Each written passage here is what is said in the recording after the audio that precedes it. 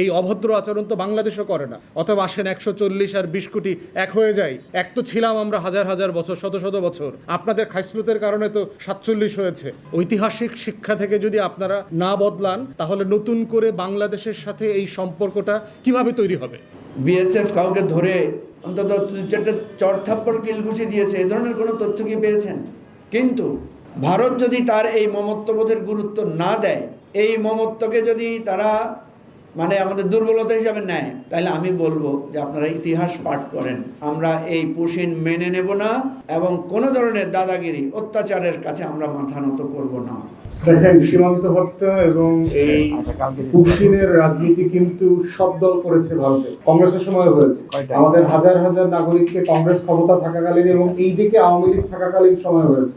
যদি বন্ধুত্বপূর্ণ সম্পর্কই সীমান্ত হত্যা না হওয়া অথবা পুশিন না হওয়ার শর্ত হয়ে থাকে, তাহলে যখন কংগ্রেস ওই দিকে এবং আওয়ামী লীগ এই দিকে অথবা জাতীয় পার্টি এই দিকে ক্ষমতায় ছিল, তখন তো সীমান্ত হত্যা হওয়ার কথা না। যদি এমন হয় যে বিএনপি জামাত ভারত বিরোধী দল, বিএনপি জামাত মৌলবাদী জঙ্গি, ভারত ভাগ করতে চায়, তাদের সময় বেশি হয়েছে আর ওই সময়টাতে এমন কিছুই হয়নি, ব্যাপারটা তো তা না। তাহলে প্রশ্ন হচ্ছে যে দুই দেশের দুই রকমের ব্যর্থতা আছে। বাংলাদেশের ব্যর্থতার জায়গা হচ্ছে নতজানুতা, যে ভারতের চোখে চোখ রেখে আমার স্বার্থ নিয়ে কথা বলতে না পারাটা, এটা হচ্ছে আমাদের ফেলিয়ার।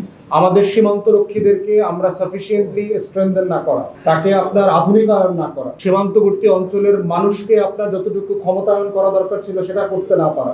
ইকুয়ালি হচ্ছে ভারতে যেটা করছে, শুভেন্দুর এই প্লেনকে কিন্তু ভারতের বিভিন্ন মাধ্যম বলছে যেটা অসত্য।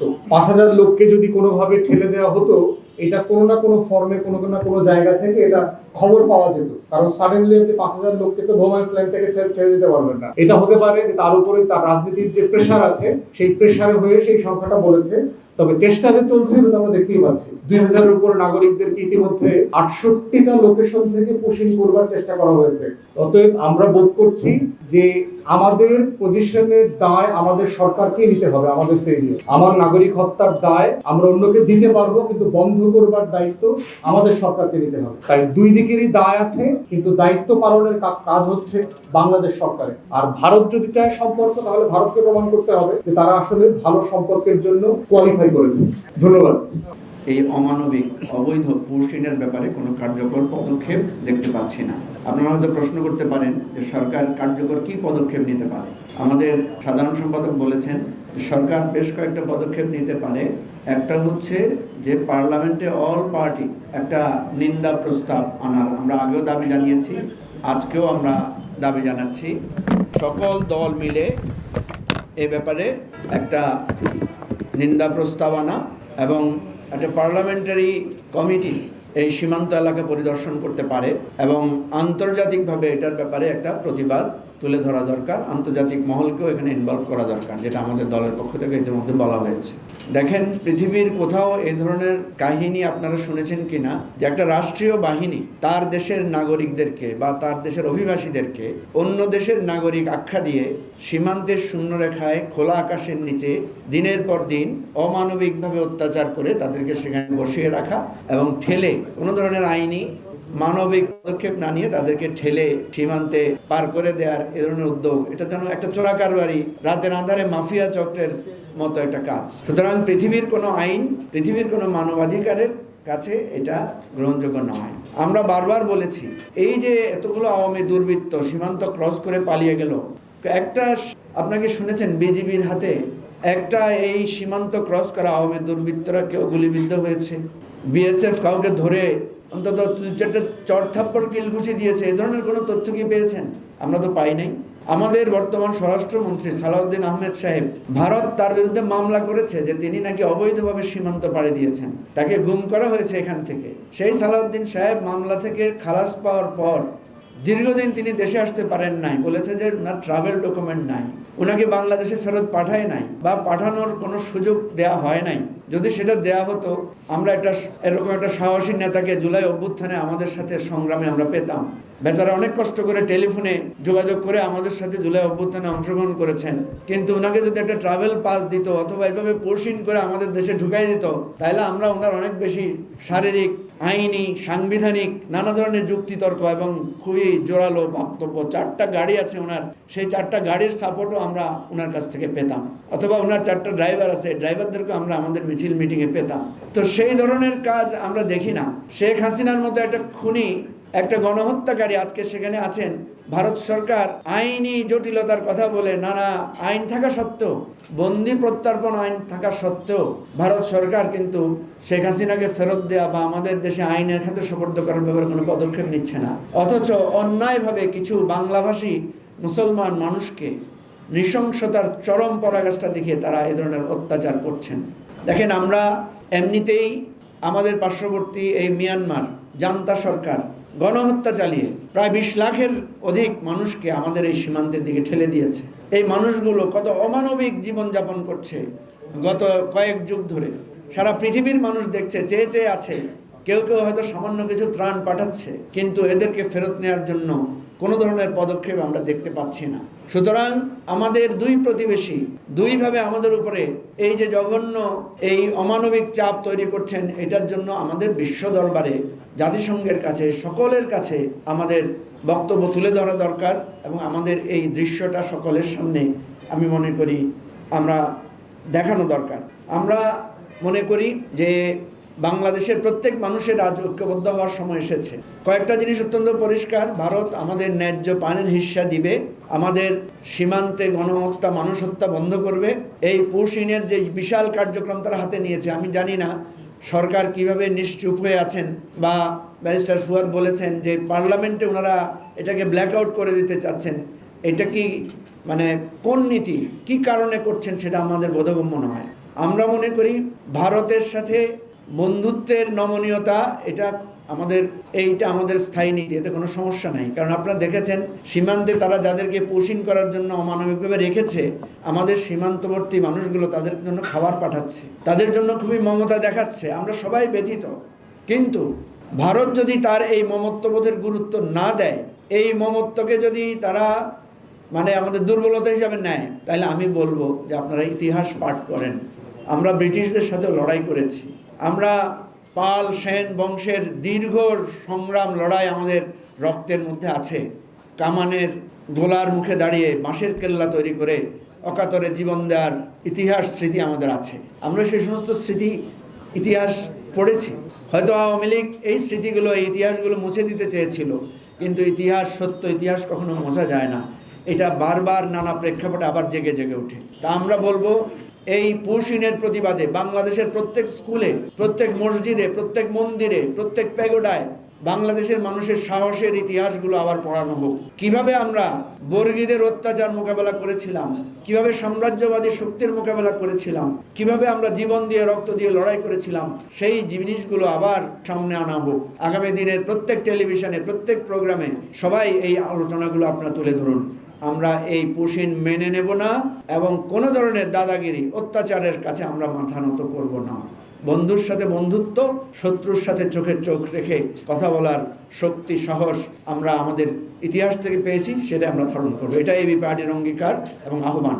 পেশ করেন, প্রকাশ করেন এবং বাংলাদেশে অবস্থিত যত কূটনৈতিক আছে ওনাদেরকে আপনারা সীমান্তে নিয়ে যান, পরিদর্শন করান, দেখেন, ওনাদেরকে দেখান, ওনাদের মাধ্যমে পৃথিবীকে দেখান যে কিভাবে ভারত আন্তর্জাতিক আইন, মানবাধিকার আইন, সীমান্ত আইন প্রত্যেকটাকে ভুলুণ্ঠিত করছে, যেগুলোতে তারা স্বাক্ষর পর্যন্ত করেছে। তাদের স্বাক্ষর করা আন্তর্জাতিক কনভেনশন পর্যন্ত তারা মানছে না। তাহলে সেইটা আমরা আশা করব অবিলম্বে কূটনীতিকদেরকে নিয়ে যান এবং নোম্যান্স ল্যান্ডে ইতিমধ্যে হাজার হাজার নাগরিককে মধ্যরাতে, গভীর রাতে ঠেলে দেওয়া হচ্ছে। বলা হচ্ছে তারা নাকি আনলফুল মাইগ্রেন্ট, অবৈধ বাংলাদেশি অনুপ্রবেশকারী। কিভাবে ঠিক করলেন? যেই লোকটার কাছে কোনো কাগজ নাই, তিনি কি অবৈধ ভারতীয় না অবৈধ বাংলাদেশি, সেটা আপনারা কিভাবে সিদ্ধান্ত নিলেন? সারা দুনিয়াতে আইন আছে, প্রোটোকল আছে।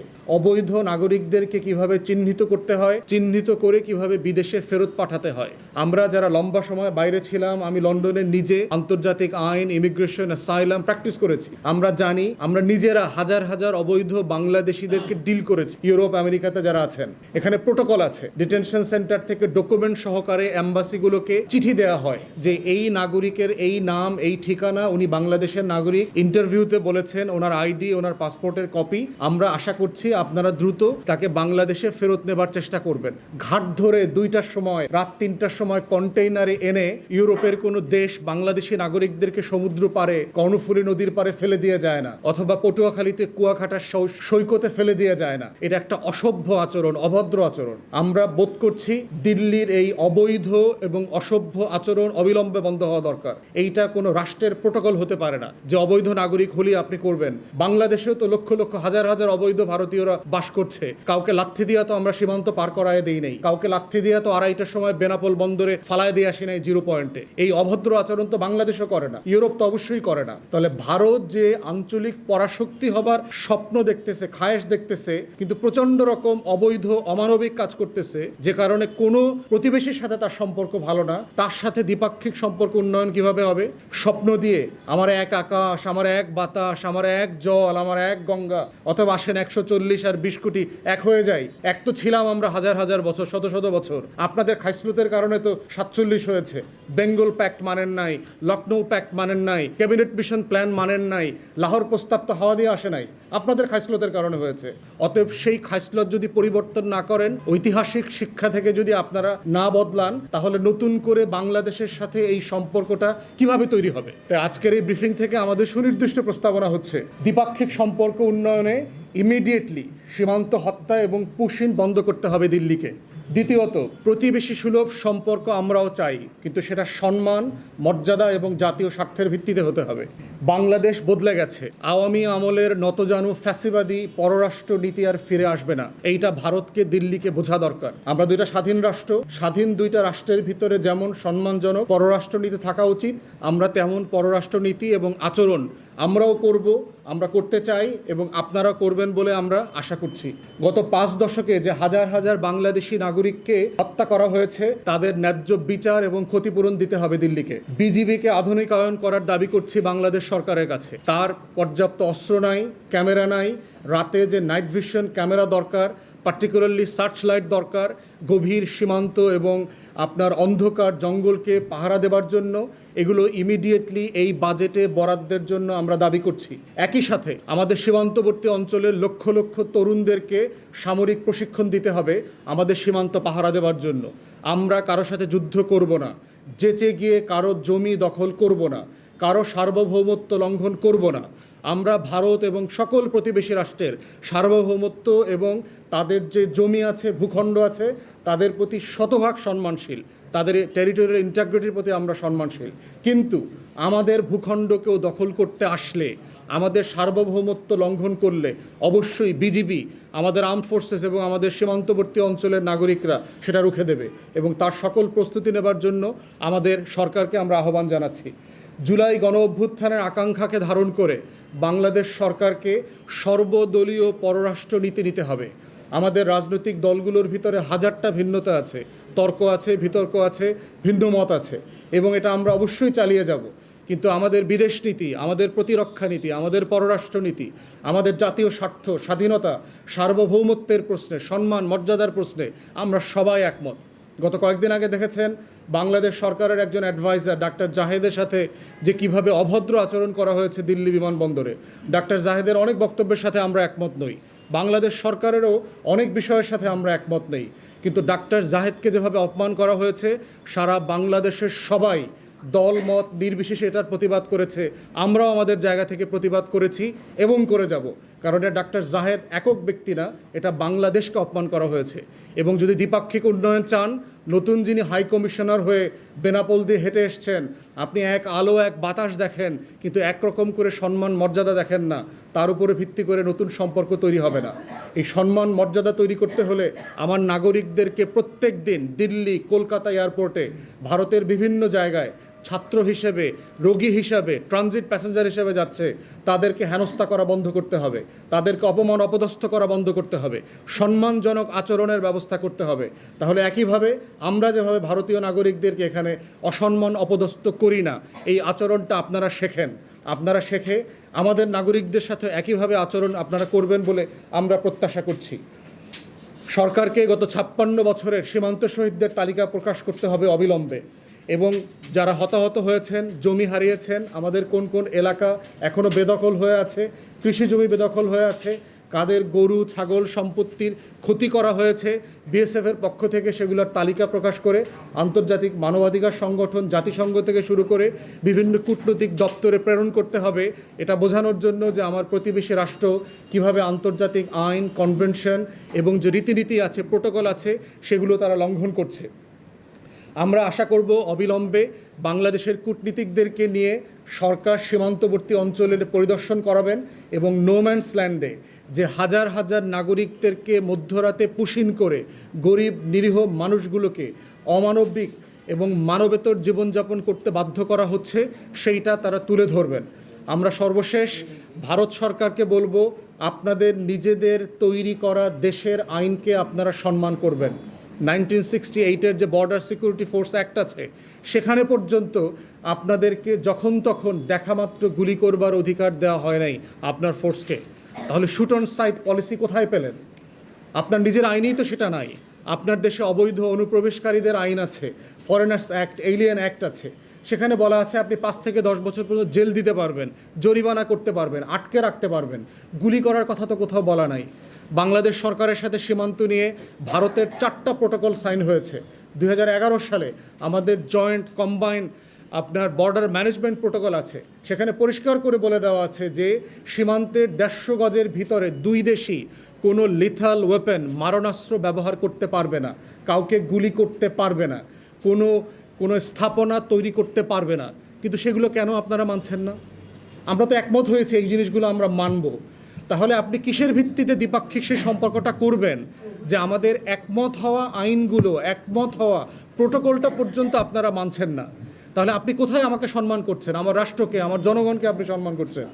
আমরা সেই সম্মানজনক সম্পর্কটা দেখতে চাই এবং ভারতকে প্রমাণ করতে হবে বাংলাদেশের আগামী দিনের দ্বিপাক্ষিক সম্পর্ক কূটনৈতিকভাবে কোন দিকে যাবে, কতদূর যাবে এবং সেটা কতটা সম্মানজনক হবে, সেইটা প্রমাণ করবার দায়িত্ব শতভাগ ভারতের। কারণ বাংলাদেশ ইতিমধ্যে এটা প্রমাণ করেছে যে আমরা সকল সম্মতিমূলক প্রোটোকল মেনে চলছি। আমরা সরকারের সমালোচনা করছি। একজন বিরোধী দলীয় এমপি ব্যারিস্টার আরমান সীমান্ত হত্যা পুশিন নিয়ে আলোচনা করবার জন্য সংসদের কার্যবিধির 147 বিধিতে নোটিশ দিয়েছেন। নোটিশটা গ্রহণ করেছে সংসদ, গ্রহণ করে লাস্ট মোমেন্টে আলোচনা সাসপেন্ড করে দিয়েছে। বাংলাদেশ সরকারের এই দুষ্টামি বন্ধ হওয়া দরকার। আপনাদের লজ্জা হওয়া দরকার। আপনাদের এমপি মন্ত্রীরা ছেলে মেয়ে বউ বাচ্চার নামে জেলা উপজেলা ইউনিয়নের নাম রাখার সময় পান, সেগুলো নিয়ে হাস্যরস করবার সময় পান, কিন্তু আমাদের গুরুত্বপূর্ণ শত শত নাগরিকদের জীবন যেখানে জড়িত, হাজার হাজার আইডেন্টিফাইড নন আইডেন্টিফাইড মাইগ্রেন্টদের জীবন যেখানে জড়িত, সেই সীমান্ত হত্যা এবং পুশিন নিয়ে আলাপ করবার সময় আপনারা দিচ্ছেন না পার্লামেন্টে। এই পার্লামেন্টকে যদি আপনারা কার্যকর করতে চান, তাহলে এই পার্লামেন্টকে জনতার বিষয় নিয়ে কথা বলবার সুযোগ দিতে হবে। অবিলম্বে সংসদে সর্বদলীয় ঐকমত্যের ভিত্তিতে সীমান্ত হত্যা এবং পুশিন নিয়ে আলোচনা করা দরকার এবং আমাদের নিজস্ব প্রোটোকল তৈরি করা দরকার। এই আহ্বান জানিয়ে আমার ব্রিফিং এখানে শেষ করছি।